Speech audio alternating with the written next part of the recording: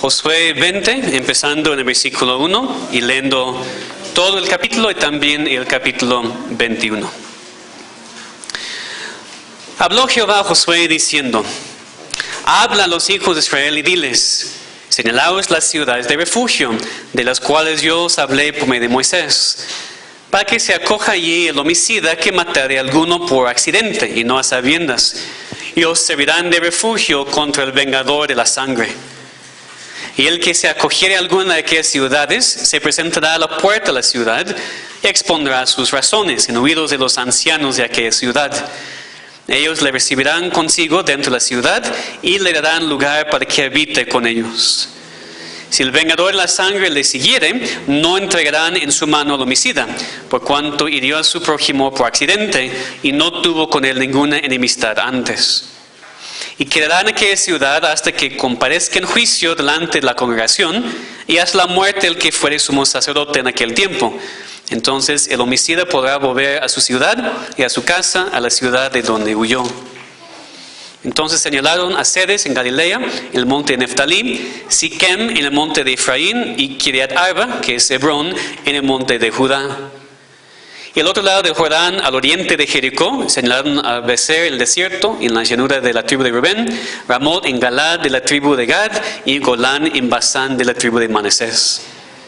Esas fueron las ciudades señaladas para todos los hijos de Israel y para el extranjero que morase entre ellos, para que se acogiese a ellas cualquiera que hiriese a alguno por accidente, a fin de que no muriese por mano del vengador de la sangre hasta que compareciese delante de la congregación. Los jefes de los padres de los levitas vinieron al sacerdote Eleazar, a Josué hijo de Nun y a los cabezas de los padres de las tribus de los hijos de Israel. Y les hablaron en Silo, en la tierra de Canaán, diciendo: Jehová mandó por medio de Moisés que nos fuesen dadas ciudades donde habitar, con sus ejidos para nuestros ganados. Entonces los hijos de Israel dieron de su propia herencia a los levitas, conforme al mandato de Jehová, estas ciudades con sus ejidos. Y la suerte cayó sobre las familias de los coatitas, y los hijos de Aarón, el sacerdote, que eran de los levitas, obtuvieron por suerte de la tribu de Judá, de la tribu de Simeón y de la tribu de Benjamín 13 ciudades. Y los otros hijos de Coat obtuvieron por suerte 10 ciudades de las familias de la tribu de Efraín, de la tribu de Dan y de la media tribu de Manasés. Los hijos de Gersón obtuvieron por suerte de las familias de la tribu de Isaacar, de la tribu de Aser, de la tribu de Neftalí y de la media tribu de Manasés en Basán, 13 ciudades. Los hijos de Merari, según sus familias, obtuvieron de la tribu de Rubén, de la tribu de Gad y de la tribu de Zabulón 12 ciudades. Dieron pues los hijos de Israel a los levitas estas ciudades con sus ejidos por suertes, como había mandado Jehová por conducto de Moisés. De la tribu de los hijos de Judá y de la tribu de los hijos de Simeón dieron esas ciudades que fueron nombradas, las cuales obtuvieron los hijos de Aarón de las familias de Coat, de los hijos de Leví, porque para ellos fue la suerte en primer lugar. Les dieron Kiriat Arba del padre de Anac, la cual es Hebrón, en el monte de Judá con sus ejidos en sus contornos. Mas el campo de la ciudad y sus aldeas dieron a Caleb, hijo de Jefone, por posesión suya. Y a los hijos del sacerdote Aarón dieron Hebrón con sus ejidos como ciudad de refugio para los homicidas. Además Libna con sus ejidos, Jatir con sus ejidos, Estemoa con sus ejidos, Olón con sus ejidos, Debir con sus ejidos, Aín con sus ejidos, Juta con sus ejidos y Bet-Semes con sus ejidos. 9 ciudades de esas 2 tribus. Y de la tribu de Benjamín, Gabón con sus ejidos, Geba con sus ejidos, Anatot con sus ejidos, Almón con sus ejidos, 4 ciudades.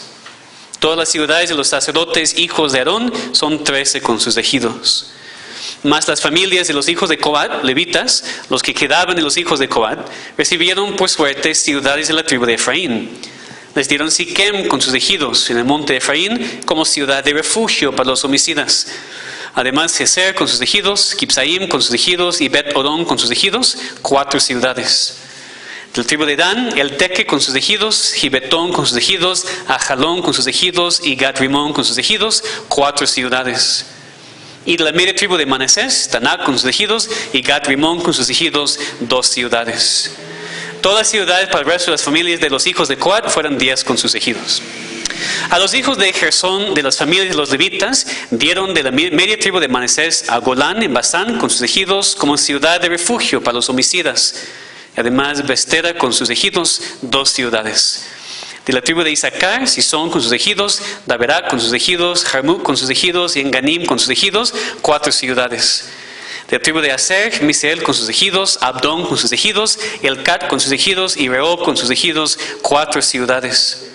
Y de la tribu de Neftalí, Sedes en Galilea con sus ejidos como ciudad de refugio para los homicidas. Y además Amot-Dor con sus ejidos y Cartán con sus ejidos, 3 ciudades. Todas las ciudades de los gersonitas por sus familias fueron 13 ciudades con sus ejidos. A las familias de los hijos de Merari, levitas que quedaban, se les dio de la tribu de Zabulón, Jocneam con sus ejidos, Carta con sus ejidos, Dimna con sus ejidos y Nalal con sus ejidos, 4 ciudades. De la tribu de Rubén, Beser con sus ejidos, Jaasa con sus ejidos, Cademoc con sus ejidos y Mephad con sus ejidos, 4 ciudades. De la tribu de Gad, Ramot de Galad con sus ejidos como ciudad de refugio para los homicidas. Además, Manaim con sus ejidos, Edbón con sus ejidos y Jaser con sus ejidos, 4 ciudades. Todas las ciudades de los hijos de Merari por sus familias que restaban de las familias de los levitas fueron por sus fuertes 12 ciudades. Y todas las ciudades de los levitas en medio de la posesión de los hijos de Israel fueron 48 ciudades con sus ejidos. Esas ciudades estaban apartadas la una de la otra, cada cual con sus ejidos alrededor de ella. Así fue con todas estas ciudades. De esta manera dio Jehová a Israel toda la tierra que había jurado dar a sus padres, y la poseyeron y habitaron en ella. Y Jehová les dio reposo alrededor, conforme a todo lo que había jurado a sus padres, y ninguno de todos sus enemigos pudo hacerles frente, porque Jehová entregó en sus manos a todos sus enemigos. No faltó palabra de todas las buenas promesas que Jehová había hecho a la casa de Israel. Todo se cumplió. Amén. Es la palabra de Dios. Que Dios nos ayude a entender este pasaje y también poder aplicarla a nuestras vidas. Te pedimos, nuestro Padre, que nos ayudes en este tiempo, ya que demos tu palabra abierta enfrente de nosotros para aprender lo que tú dices. Quite de nosotros cualquier pensamiento humano. Te pedimos que todo lo que sea predicado sea correcto conforme a tu palabra, conforme al contexto. Y Señor, ante todo, que podamos entender cómo se aplica a nuestras vidas. Que podamos salir de aquí convencidos de quién eres y cómo debemos vivir debido a quién eres. Eso te pedimos en nombre de Cristo. Amén. Muchas personas leen la Biblia solamente para encontrar ayuda para sus problemas. Única razón por la cual la leen. Piensan que esa es la razón por la cual tenemos la Biblia. Para que siempre estemos bien. Para que no tengamos problemas. O para que encontremos soluciones a nuestros problemas. Por un lado, por supuesto, nuestro Dios nos da todo lo que necesitamos para enfrentar nuestros problemas. Por medio de la palabra escrita. La palabra es nuestra guía y la palabra es nuestra ayuda. Pero no deberíamos pensar que la Biblia simplemente existe para ayudarnos con nuestros problemas. Sino que Dios nos la ha dado, ante todo, para que levantemos nuestros ojos de lo mundano y los fijemos en Cristo. Los fijemos en Dios, el Dios infinito, eterno, inmutable en sus seres, sus atributos. Es decir, el propósito principal de la Biblia es aprender de Dios. De quién es, lo que ha hecho, lo que hará y lo que requiere de nosotros.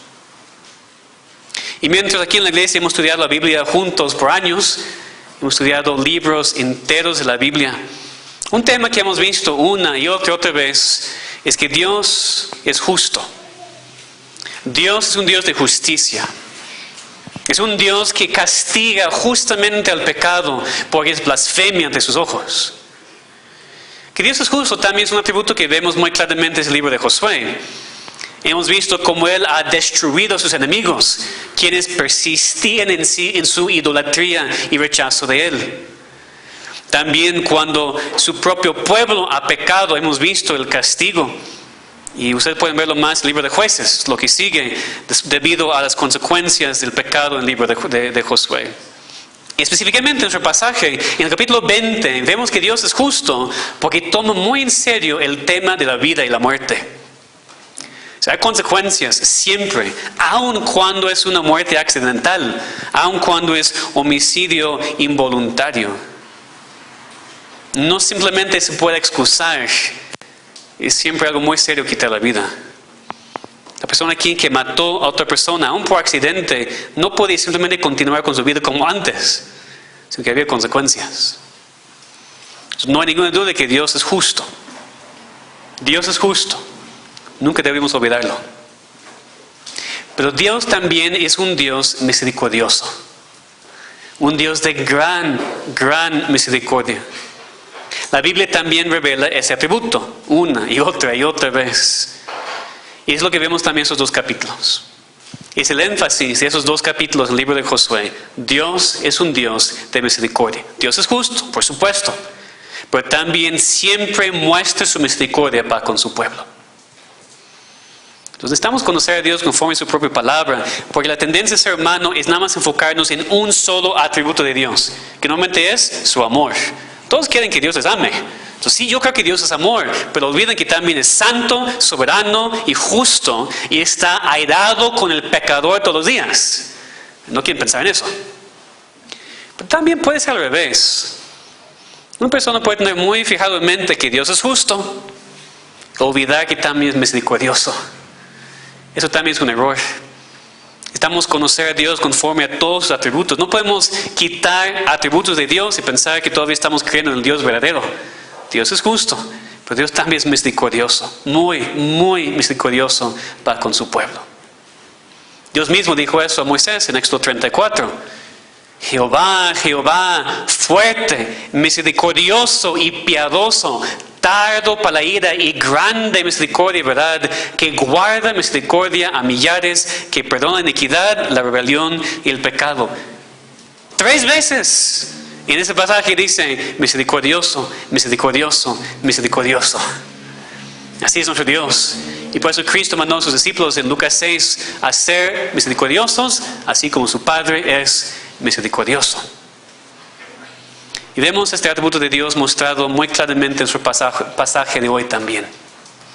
Esos 2 capítulos tocan 2 temas que están relacionados: las ciudades de refugio y las ciudades para los levitas. Relacionados porque, como espero que vieron, las ciudades de refugio eran ciudades de los levitas. Y en todo este pasaje vemos la misericordia de Dios. También vemos algo de su justicia también, pero el énfasis aquí está en su misericordia. Y la vemos en 3 maneras. En cómo se trata con el homicidio involuntario, cómo se trata con los levitas, los ministros de Dios, y cómo se trata con la fidelidad de Dios en cumplir sus promesas. Esas 3 cosas. Dios es justo, pero también siempre muestra su misericordia para con su pueblo. Eso vemos en primer lugar, porque vemos aquí que la misericordia de Dios es mostrada en cuanto a la vida. Eso vemos en capítulo 20. Capítulo 20 presenta la ley de Dios en cuanto a qué hacer en caso de homicidio involuntario. Alguien mata a otra persona por accidente. Dice, no a sabiendas. Vimos la semana pasada que Dios es soberano, entonces no hay accidentes. Aquí se refiere a la perspectiva humana, una persona que mató a otra persona sin querer. En tal caso, Dios mandó que se establecieran ciudades de refugio a donde la persona podía huir. Ahora, eso no es nuevo aquí. Dios dijo lo mismo en Éxodo 21. En caso de homicidio involuntario, la persona podía huir a un lugar. En Números 35 vemos en mucho más detalle cómo Dios estableció este principio. Mandó que hubiera ciudades de refugio, ciudades de los levitas dentro del territorio de Israel para personas en esta situación que mataron a otra persona sin intención. Entonces, si quieren estudiar en más profundidad, Números 35 explica eso en mucho más detalle. Entonces vemos en Deuteronomio 4 y también aquí en este pasaje Moisés apartando 3 ciudades a un lado del Jordán, y aquí en Josué dentro del territorio de Canaán apartando las otras 3 ciudades de refugio: Sedes, Siquem y Kiriat Arba, que es Hebrón. Dice aquí en Josué 20 que esas ciudades servirían como refugio contra el vengador de la sangre. ¿Quién es el vengador de la sangre? El vengador de la sangre era un familiar de la persona que había muerta, quien tenía el derecho y la responsabilidad a buscar la justicia para su familiar fallecido. Este término no se refiere a alguien buscando venganza, Esta era una responsabilidad familiar y social en ese tiempo para buscar la justicia debido a su muerte. Interesantemente, esta palabra está estrechamente relacionada con el redentor pariente de quien leemos en el libro de Ruth. Cuando Boaz redimió el territorio de su pariente, también se casó con Ruth, continuó el nombre del fallecido de Israel. Aquí es la misma idea. En el caso de Boaz y Ruth, era cumplir la obligación para con el familiar fallecido, redimiendo su propiedad de su esposa, para que su nombre no se desapareciera. Aquí era cumplir la obligación para con el familiar fallecido, buscando justicia por su muerte. Es la misma idea. Ahora, esta persona no tenía la responsabilidad a decidir si el homicidio era involuntario o no. Su única responsabilidad era buscar la justicia. Entonces Dios, en su gran misericordia, proveyó un lugar para la persona que había matado a alguien por accidente, para guardar su vida hasta que otros pudieran decidir si en verdad era involuntario o no. Vemos el proceso aquí en Josué 20, versículos 4 a 6. Permite que hubiera la ciudad, presentarse ante los ancianos de la ciudad de refugio, exponer sus razones, es decir, defenderse a sí mismo. No es que alguna persona podía ir a la ciudad de refugio y decir, maté a alguien pero fue un accidente. Ok, pásate, no hay problema. Que había un proceso también. Tiene que defender su causa ante los ancianos, y más adelante leemos en versículo 6 que tiene que comparecer en juicio delante de la congregación. Había un juicio para decidir lo que había pasado. Si en verdad era un accidente, todavía había consecuencias. Leemos que la persona tiene que quedarse en la ciudad de refugio hasta la muerte de sumo sacerdote. Su justicia, por supuesto, pero también misericordia, porque la persona no tiene que morir por homicidio involuntario. En sentido, como alguien dijo, esas ciudades eran refugio y prisión, justicia y misericordia al mismo tiempo. Lo que debemos entender es que el mero hecho de que existían ciudades de refugio, en vez de dejar a la persona defenderse a sí mismo ante el vengador de la sangre, mostró la misericordia de Dios. Si la persona realmente no quería matar a la persona, y Dios proveyó la oportunidad para que la persona pudiera mostrar eso, probar esto, entonces podía vivir sin el temor de que este vengador de la sangre iba a venir y matarle. Había matado a una persona, había consecuencias, pero Dios mostró misericordia. Dios podía ver el corazón y podía derramar su misericordia para con la persona para que no muriera. Entonces vemos aquí muy claramente que Dios es un Dios de justicia, es un Dios justo, pero también es un Dios de misericordia. Porque la ley dijo, ojo por ojo, diente por diente, vida por vida. Aquí Dios proveyó un refugio para que la persona no tuviera que morir. Así es nuestro Dios. Él toma el pecado muy en serio. Es un Dios justo, pero también muestra misericordia para con nosotros. Y en nuestro caso, normalmente pecamos sabiendo lo que estamos haciendo. No tenemos la excusa de que no entendí, lo hice por accidente. Pero también sabemos que hay misericordia para nosotros cuando huimos de nuestro pecado y buscamos a Dios, porque Cristo ya ha sufrido lo que nosotros merecemos. Cristo es nuestro refugio. Necesitamos huir a Él cuando pecamos, pidiendo la misericordia de Dios. En segundo lugar, vemos también que la misericordia de Dios es mostrada en cuanto a sus ministros. Lo que vemos en el capítulo 21. Y cuando hablo de los ministros, me refiero a los levitas, los sacerdotes, los que estaban involucrados en el ministerio de la adoración de Dios en Israel. Otra vez, primero, entiendan la relación entre los dos capítulos. Capítulo 20 nos habla de las ciudades de refugio, de las cuales apenas leímos que eran ciudades de los levitas. Capítulo 21. Leemos no sé si pusieron toda atención cuando leí esta lista de ciudades, pero en cada uno cuando había ciudad de refugio dijo, para ser ciudad de refugio.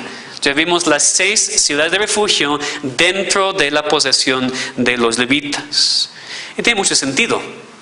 Tiene mucho sentido que las ciudades de refugio eran ciudades de los levitas, porque tenemos que recordar el lugar especial de los levitas entre el pueblo de Israel.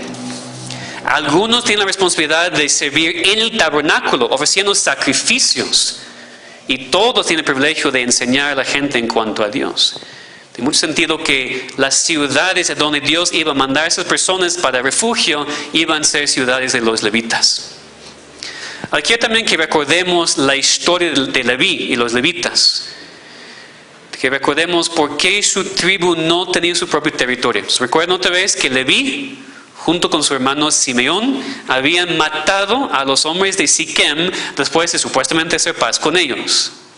Fueron castigados porque su padre los maldijo y dijo, iban a estar esparcidos en Israel. Vemos la justicia de Dios por el pecado. Porque ni Simeón ni Leví recibió una porción específica de la tierra, sino nada más ciudades dentro de la posesión de las demás tribus. Pero Dios no dejó a Leví nada más con este castigo. También mostró a la tribu mucha misericordia. Porque en Éxodo 32, cuando Israel pecó con el becerro de oro, Moisés descendió del monte y preguntó, ¿quién está por Jehová? Júntese conmigo. Y se juntaron con él todos los hijos de Leví. Ellos mostraron su fidelidad en tiempo de rebeldía y por eso la tribu también fue bendecida y apartada para servir a Dios como sus ministros dentro del pueblo de Israel. Todavía tienen que sufrir las consecuencias por el pecado de su padre y no recibieron ningún territorio suyo, pero sí fueron muy bendecidos. La misericordia de Dios, porque llegaron a ser una tribu muy especial, tal vez la tribu más especial, con privilegios enormes de poder acercarse a Dios en la adoración y ser sus ministros. En ese momento, en capítulo 21, van a recibir su herencia. Y pues leímos la lista tan larga de sus ciudades. Pero tiene razón leer todas esas ciudades. Cada ciudad fue debido a la misericordia de Dios, proveyendo para esa tribu como sus ministros dentro del pueblo de Israel. Y con un punto interesante aquí, fíjense en el hecho de que las ciudades de los levitas los fueron dadas de la posesión de las demás tribus. Capítulo 21, versículo 3. Entonces los hijos de Israel dieron de su propia herencia a los levitas, conforme al mandato de Jehová, esas ciudades con sus ejidos. Eso es muy interesante. Las demás tribus tenían que sacrificar de su herencia que Dios le había dado para dar ciudades a los levitas. Tenemos aquí el ejemplo de Caleb, versículo 10, Estas familias de Cobal, versículo 11, les dieron Kiriat Arba al padre de Anac, la cual es Hebrón, en el monte de Judá, con sus ejidos y sus contornos. ¿Se acuerdan de Hebrón, verdad? ¿Quién conquistó a Hebrón? Caleb dijo, dame este monte, tened fe para subir a conquistar los gigantes allá. Pero vemos aquí en el versículo 12 que Caleb se quedó nada más con el campo de la ciudad y sus aldeas y sacrificó la ciudad que él había vencido para los levitas. Increíble. Tal vez parece muy duro para Caleb, para las demás tribus. Tenemos que sacrificar lo que tenemos para esos levitas. Pero aquí también podemos ver la misericordia de Dios. Porque por medio de esparcir los levitas en todo Israel, Dios tenía sus ministros en todo Israel. No tenía que ir a una ciudad para encontrar un ministro de Dios y aprender de Dios. Ya estaba en todos lados. Los que vivían obviamente para ayudar en el tabernáculo, pues allí estaban, pero los demás estaban en las demás ciudades enseñando de Dios, enseñando a la gente a adorar al Dios verdadero. Entonces vemos misericordia para Leví, para recibir esas ciudades, y misericordia para las demás tribus también, porque los ministros de Dios estaban entre ellos, sirviendo y enseñándoles en cuanto a adorar a Dios. Y finalmente vemos en nuestro pasaje la misericordia de Dios mostrada en cuanto a cumplir su palabra. Dios es misericordioso porque cumple su palabra. Lo vemos en capítulo 20. Dios cumplió su promesa de las ciudades de refugio, como había dicho antes.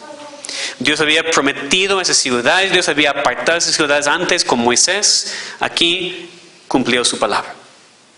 También vemos el cumplimiento con los levitas. Los levitas se acercan a Josué en capítulo 21, versículo 1, versículo 2, diciendo: Jehová mandó a Moisés a darnos esas ciudades, entonces ya es tiempo, danos las ciudades. En fe pidieron y Dios respondió conforme a lo que había prometido.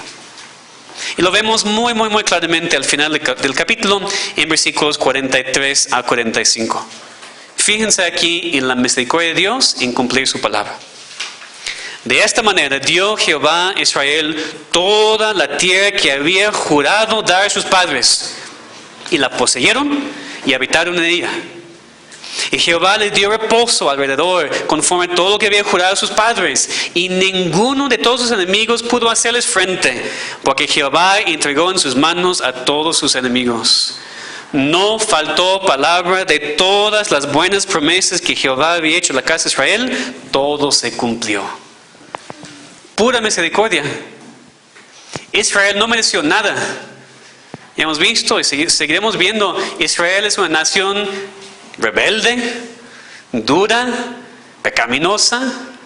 Ellos no merecen la tierra, ellos no merecen el reposo, pero Dios los dio lo que había prometido conforme a su misericordia.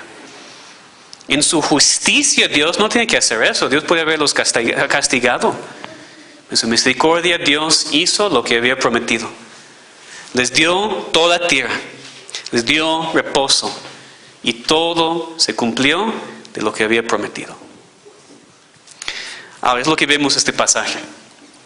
Las aplicaciones de este pasaje para nuestras vidas son enormes.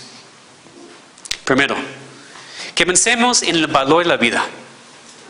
El valor de la vida. Hoy en día, ese valor es rechazado por la sociedad. Por lo menos en parte porque las muertes de algunas personas son muy importantes. Hasta inventar una nueva palabra, femicidio. La muerte de las mujeres es la cosa más terrible del mundo, conforme a ellos, pero el bebé en el vientre, no importa. Qué hipocresía, qué maldad en nuestra sociedad. Dios creó al hombre a su imagen, y por eso cada vida es preciosa para él. Aquí vemos que la misericordia de Dios de tal manera de rescatar la vida de esta persona que había matado por accidente. Algo de sangre había sido derramada, pero Dios valora tanto la vida que dice, pero Él no hay razón para derramar más sangre cuando no lo hizo a propósito. Dios toma muy en serio el tema de la vida. Y hoy en día no podemos ceder a lo que dice la sociedad. No podemos ceder a lo que vemos en nuestro mundo de hoy, sino que Dios tome en serio ese tema, y cada vida es preciosa. Otra aplicación aquí muy práctica tiene que ver con la importancia de mantener a los ministros de Dios. Lo vemos aquí, es la verdad todavía hoy en día. Los ministros de Dios deben ser mantenidos por el pueblo de Dios. No para que sean ricos, sino para que puedan servir con todo. 1 Corintios 9:14 dice, así también ordenó el Señor a los que anuncian el Evangelio que vivan del Evangelio. Parece que Pablo está pensando aquí en lo que Cristo dijo a sus discípulos en Mateo 10, el obrero es digno de su alimento. Lo que Pablo citó con Timoteo, en Timoteo 5. Los ancianos que gobiernan bien sean tenidos por dignos de doble honor, mayormente los que trabajan en predicar y enseñar. Pues la Escritura dice, no pondrás bozal al buey que trilla, y digno es el obrero de su salario. Es el principio bíblico. Desde el Antiguo Testamento, que ya vimos aquí, hasta el Nuevo. El pueblo de Dios, que hoy es la iglesia, debería cuidar a sus pastores y proveer lo que necesitan para vivir, para que no tengan que trabajar fuera de la iglesia. Obviamente, entiendo, hoy en día hay muchos supuestos y falsos pastores que han tomado posesiones del ministerio simplemente para enriquecerse y nada más. Es muy triste, es una vergüenza. Es incorrecto. Y por eso muchos cristianos ya no quieren ofrendar. Cristianos ya no quieren pagar a su pastor, o quieren pagarle muy poco, y quiere que trabaje de fuera también. Pero hermanos, eso no es provechoso para nadie. Ni para el pastor, ni para la iglesia, y no es bíblico tampoco. El ejemplo bíblico, desde Antiguo hasta Nuevo Testamento, siempre es Dios usando a su pueblo para proveer para sus siervos. Si habes un sacrificio, aquí vemos que Caleb sacrificó la ciudad por la cual había esperado 45 años para los levitas. todo Israel tenía que sacrificar algunas de sus ciudades, pero no era opcional. Dios escogió las ciudades por suertes y los israelitas tenían que obedecer. No dijeron, no, pues nos gusta mucho esa ciudad, toma otra. Entonces oremos que en nuestras iglesias también podamos seguir este ejemplo y mantener a nuestros pastores para que no tengan que buscar trabajo afuera, sino dedicarse tiempo completo al ministerio. Pero la aplicación más importante y más maravillosa de este pasaje es que Dios también nos ha provisto con un refugio. Y no es una ciudad a donde van las personas que han cometido pecados sin querer. Notemos algo mejor. Dios ha provisto una persona a donde pueden ir todas las personas rebeldes y que pequen para su placer. Nos ha dado su Hijo. Y precisamente como hemos estudiado hoy, es la pura misericordia de Dios. Porque naturalmente merecemos la muerte y nada más. Merecemos el infierno. Pero en su misericordia Dios nos da a su Hijo. Nos da la salvación como refugio de nuestros pecados. Nos rescata y nos hace sus hijos.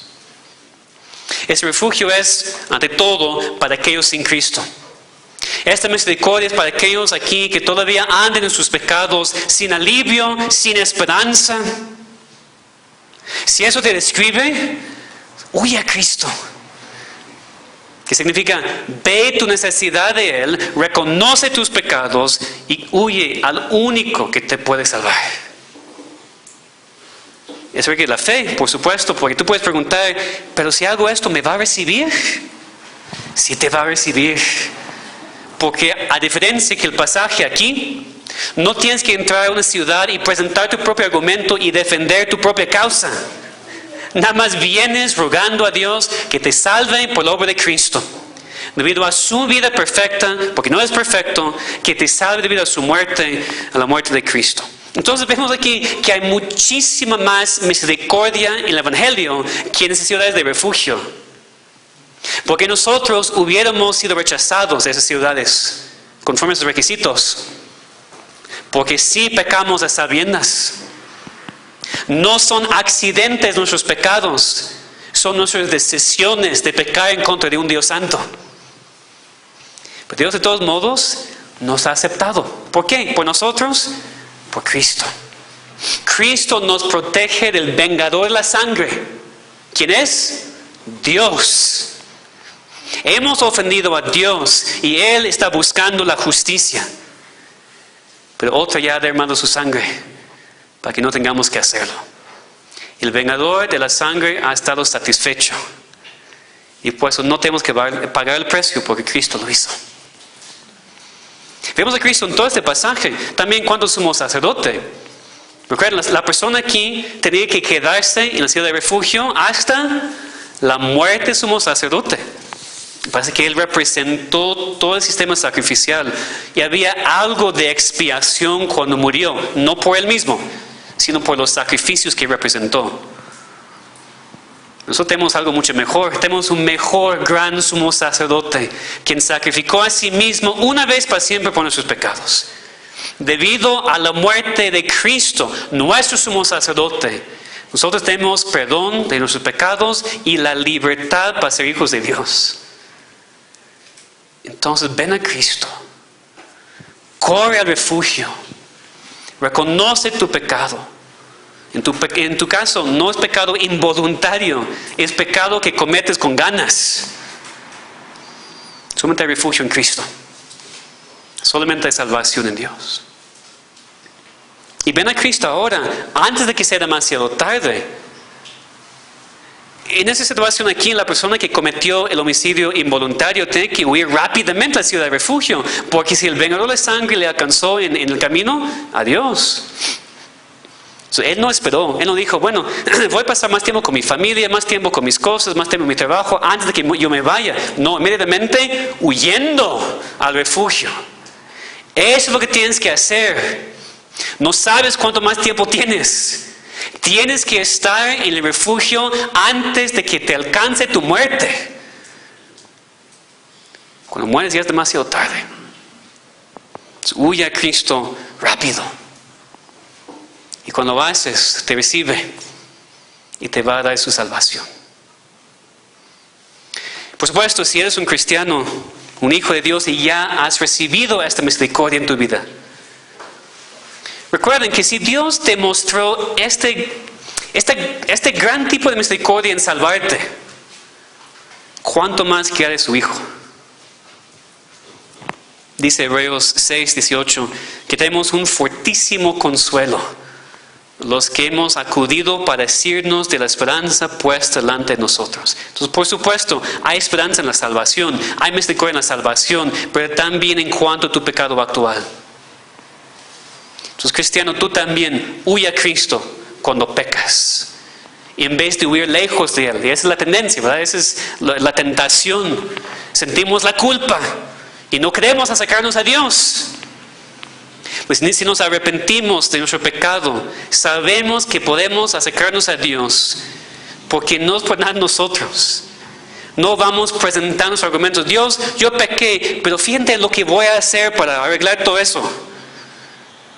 No, te acercas a Dios diciendo, yo pequé en contra de ti, perdóname por Cristo. Y lo hace. Qué gran misericordia. Qué gran compasión nos muestra cuando huimos a Él en tiempo de necesidad. Tenemos abogado con el Padre, Jesucristo el justo. Entonces Dios es un Dios justo, sin ninguna duda. Toma en serio el tema del pecado, el tema de la muerte. Pero también en Cristo hay misericordia. Hay misericordia para ti en la salvación. Si te arrepientes de tus pecados y huyes al refugio. Y hay misericordia para ti también como su Hijo en tu vida. Que confiemos, es verdad, que vivamos a la luz de ella. Pero también si Dios nos ha mostrado tanta misericordia, que hagamos lo mismo. Lo que Cristo dijo en Lucas 6, sean misericordiosos, así como su Padre es misericordioso.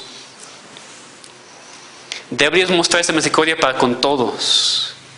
No siempre es fácil porque juzgamos muy fácilmente, sospechamos de otros muy fácilmente. Y si tenemos que confrontar en amor, en humildad, por supuesto, pero siempre, siempre con muchísima misericordia. Porque si Dios nos ha tratado así y sigue tratándonos así, ¿cuánto más nosotros con los demás? Entonces, Dios es justo, pero también siempre muestra su misericordia para con su pueblo.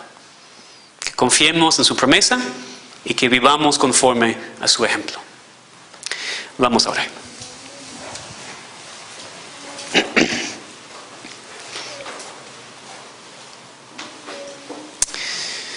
Nuestro Dios, grande es tu misericordia. Más allá de nuestra comprensión, como todos tus atributos, tu misericordia es infinita, eterna, inmutable, perfecta. Sabemos que es un Dios santo, soberano y justo, que tienes que juzgar el pecado. Damos gracias que en tu gracia, en tu misericordia nos has dado la salvación en Cristo. Él derramó su sangre para satisfacer la justicia perfecta. Y así no tenemos que temer la muerte. Ya somos tuyos. Y si hemos sido salvos por tan gran misericordia, te pedimos que podamos vivir en confianza y descansando en tu misericordia cada día. Huir a ti cuando pecamos para arrepentirnos y regresar a la comunión íntima contigo. Y te rogamos, Señor, por las personas que aquí están escuchando tu palabra y todavía no son salvas. Ya sean niños o jóvenes o adultos, visitas o personas que han estado aquí por años. Te pedimos, Señor, que tú abres los ojos de los incrédulos para que puedan ver su gran peligro. Que sus vidas están en riesgo. Porque viene el vengador de la sangre. Porque solamente tienen que reconocer su necesidad y huir a ti y tú los vas a salvar. Señor, derrama esta bendición, este milagro sobre nosotros en este día. La salvación de los pecados. Te pedimos, Señor, que obres en cada corazón para que entendamos lo que hemos escuchado aquí también, para que ahora vivamos a la luz de lo que hemos aprendido. Ayúdanos, te pedimos, Señor, en el nombre de Cristo. Amén.